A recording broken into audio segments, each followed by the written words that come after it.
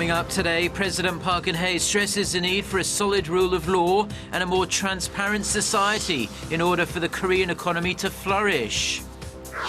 South Korea's foreign minister says five-party talks without North Korea could be a good first step toward getting Pyongyang to abandon its nuclear ambitions. Plus, Chinese stocks crash another 6.4% on Tuesday, leaving them at their lowest point in more than a year. Stay tuned for these stories and more.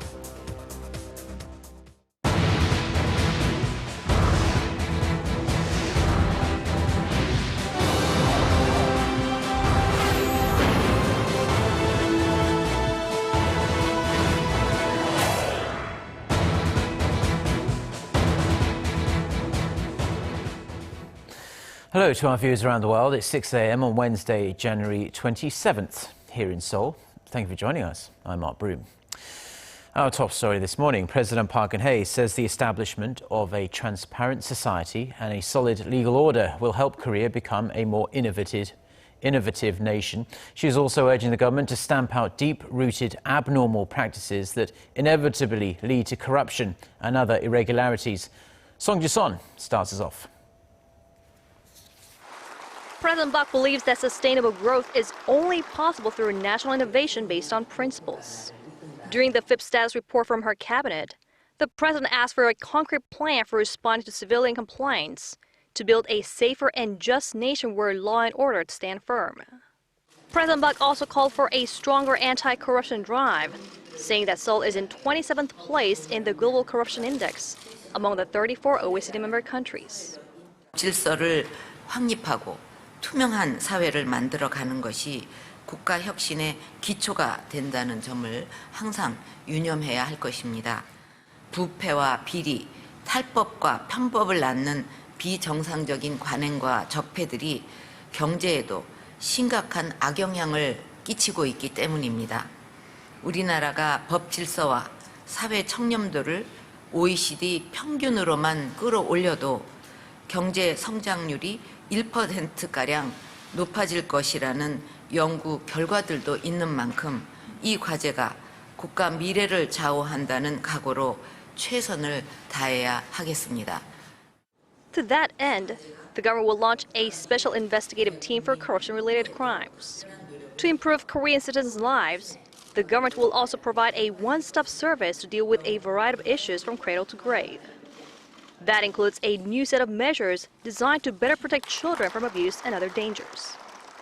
As part of President Park's Government 3.0 initiative, the administration will make more state-owned big data public so that people can make use of the information. Song Ji-son, Arirang News. Now, negotiations have been dragging on for weeks now, but Korea's two main rival parties still can't narrow their differences over a number of contentious bills. They don't have much time to reach a deal either, as the current parliamentary session ends in under 2 weeks' time. Ji Myung-gil has the details. The ruling Saenuri party said Tuesday lawmakers are neglecting their parliamentary duties and it's of no help to the nation's stagnant economy. In order to ensure the country's economic competitiveness, we must pass these livelihood bills and carry out structural reforms. This continued political wrangling is becoming an obstacle to our economic growth. The floor leader put extra emphasis on the passage of 5 labor reform bills he says are needed for creating quality jobs and boosting growth. Neither the main opposition Minju Party nor the labor community are happy with the proposed reforms, especially one bill that would make it easier for companies to fire underperforming workers. They also object to another bill that would extend the amount of time from 2 years to 4 before companies are required to hire irregular workers on regular employment contracts. The ruling party says the bill protects irregular workers, while the opposition claims it will only encourage companies to lay workers off before the time is up. The ruling party is also trying to persuade the opposition to bundle the irregular worker bill with one on redrawing the country's electoral map, but the Minju party isn't likely to agree. The Saenuri Party is trying to tie one of the contentious bills on overhauling the labor market to the redistricting bill. It's holding the redistricting bill hostage, and we must pass that first. The current electoral map became invalid at the end of last year due to changes in the population.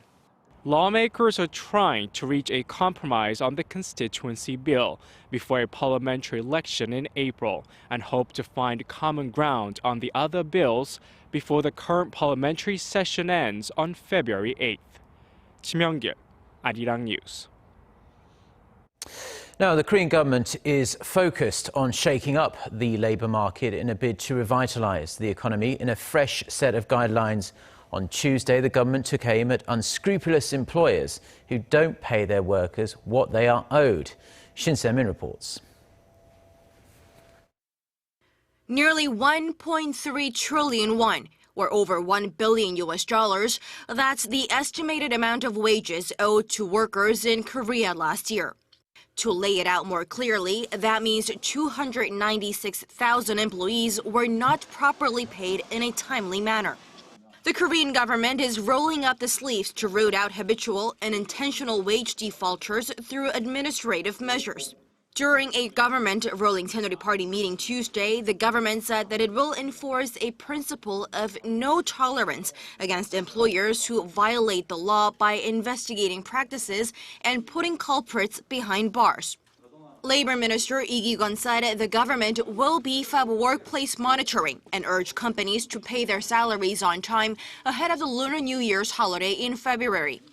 Guidelines for internships are also set to be updated in an effort to deal with what's known as passion pay, which refers to the practice of firms taking advantage of passionate young workers and offering them work experience in exchange for little to no pay. Internship positions will clearly be limited to 6 months with fixed work hours and holidays off. The practice of taking advantage of interns who accept low pay in hopes of gaining future employment opportunity has grown rampant, especially as the job market for them has grown smaller and more competitive. The youth jobless rate came in at 9.2% last year, hitting the highest figure since the data was first collected in 1999. Shin Se-min, Arirang News. Now, South Korea's foreign minister is advocating for five-party denuclearization talks without North Korea, saying it could be one way of getting the regime to abandon its nuclear weapons. Yoon Byung-se also called on China to play a leading role in pressuring the regime. Connie Kim has the details. Holding denuclearization talks without North Korea could be a way to revive the six-party talks, which have been stalled since 2008. That's according to South Korean Foreign Minister Yoon Byung-se in an interview with Seoul-based Yonhap News Agency on Tuesday. Yoon said now is the time for the five parties, South Korea, the US, China, Japan, and Russia, to sit down for talks.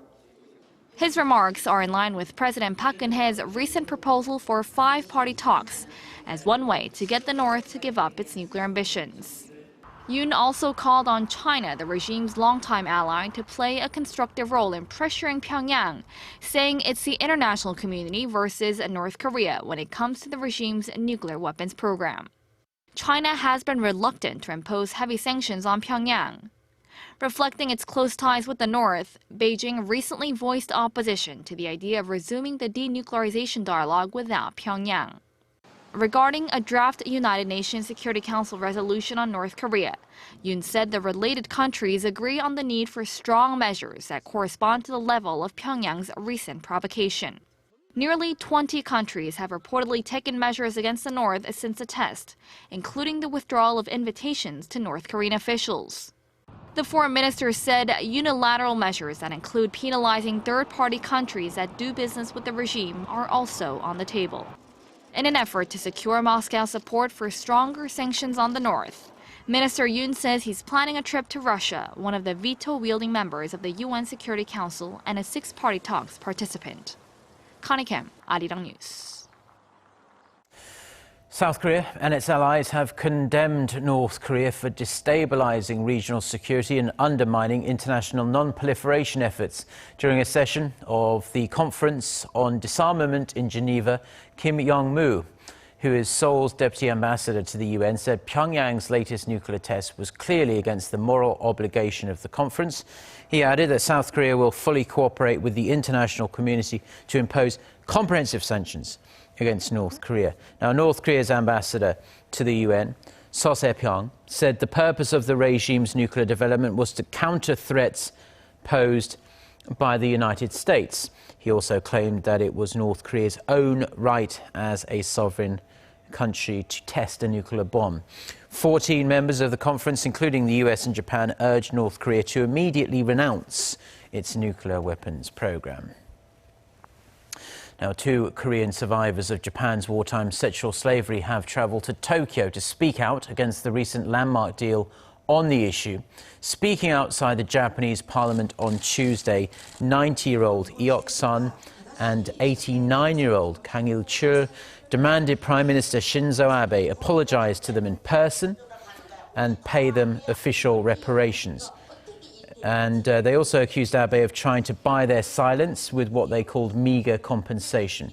The Korea-Japan agreement reached in December included an indirect apology from Abe and pledged to provide around $8 million for a fund for Korean victims.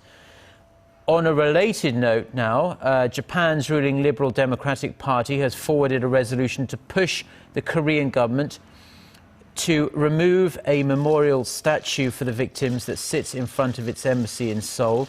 The Korean government, however, says it has zero say in the matter as it was put up by private civic groups. Now, Chinese stocks took yet another tumble on Tuesday, falling more than 6%. The rout came despite Beijing's injection of a massive amount of cash into the financial system ahead of a big national holiday. Kwon Jang-oh has the details. In the last hour of trading on Tuesday, the Shanghai Composite Index took a dive, closing at a low the index had not seen since December 2014. The 6.4% drop was the biggest one-day drop since January 7th, when the now-cancelled circuit breakers program kicked in, the government's mechanism which halted trading when valuations dropped below 7%. The index is now 22% lower than it was a year ago and 47% lower than its peak last June. Tuesday's drop came despite the People's Bank of China injecting 440 billion yuan, or roughly $67 billion into the financial system in an attempt to boost liquidity ahead of the Lunar New Year holiday. But low global oil prices, which fell below the $30 mark again on Tuesday, and fear of capital outflows from China has outweighed the boost. China's Statistics Bureau chief tried to reassure the investors. We should say that we are full of confidence for the growth and operation of China's stock market. Other Asian stocks also saw a bad day. The Hong Kong Hang Seng Index dropped 2.5%, while the Japanese Nikkei also lost more than 2%. Korea's Kospi was also down by more than 1%. It was fueled by the announcement of the Korean economy missing its 3% growth target in 2015, as well as weak fourth-quarter profits from major Korean companies such as Samsung Electronics and Hyundai Motors. Kwon Jang-oh, Arirang News. Now, the US Federal Reserve is widely expected to take a wait-and-see approach to rates at this week's meeting of the Federal Open Market Committee. The committee will announce its decision in Washington on Wednesday afternoon local time, but the general consensus is that rates will remain unchanged at 0.25% to 0.5%. Analysts also say the Fed is unlikely at this point to give any clear hints about the likely outcome of its next big meeting in March. Now, that month had been flagged as the most likely time for another hike. However, analysts say rising concerns about China, the renewed plunge in oil prices, and the increasing probability of a sharp slowdown in US GDP growth in the fourth quarter have dampened that possibility. The World Bank has slashed its forecast for oil prices by roughly one-third this year amid growing supply and slowing demand in emerging markets. In its annual commodity markets outlook, the World Bank cut its price outlook for crude oil to an average of $37 a barrel for 2016. That is down from a projection of $51. That was made in October of last year. The bank's economists said they expect a gradual recovery in oil prices over the course of this year, after plummeting by 47% in 2015, but added that the rebound will be smaller than in previous years that followed sharp declines. Prices for 37 of the 46 commodities monitored by the World Bank were also revised lower for the year. The bank will next update its commodity outlook in April. Now, in sports news, South Korea has sealed a spot in the men's football tournament at the 2016 Summer Olympics in Rio de Janeiro. The team beat Qatar 3-1 in Doha on Tuesday night in the semi-final of the Asian Football Confederation Under-23 Championship. Now, this tournament doubles as qualification for the Olympics, with the top 3 teams heading to Brazil in August.